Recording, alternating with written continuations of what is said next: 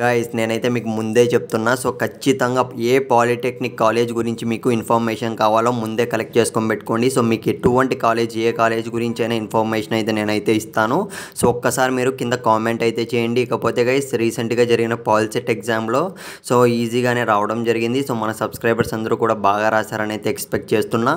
So అందరికీ కూడా మంచి ర్యాంక్స్ వస్తే మాత్రం సో పాలిటెక్నిక్ అనేది సో ఇంజనీరింగ్ ఎవరైతే చేయాలనుకుంటున్నారో అందరికీ కూడా బెస్ట్ ఆపర్చునిటీ అనమాట. సో నేను కూడా ఒకప్పుడు డిప్లొమా చేసినోనే పాలిటెక్నిక్ చదివాను, అందుకే చెప్తున్నా. సో గైస్ మీకు ఎటువంటి చిన్న ఇన్ఫర్మేషన్ కావాలన్నా కానీ కింద కామెంట్ అయితే చేయండి. నేను మీకు ఎప్పటికప్పుడు అప్డేట్ ఇస్తూనే ఉంటా. ఇకపోతే గైస్ చాలామంది స్టూడెంట్స్ అయితే సో టాప్ కాలేజెస్ గురించి అయితే అడుగుతున్నారు. మీకు కావాలంటే మాత్రం కామెంట్ చేయండి, నెక్స్ట్ వీడియో అయితే చేస్తాను టాప్ బెస్ట్ పాలిటెక్నిక్ కాలేజెస్ గురించి అయితే.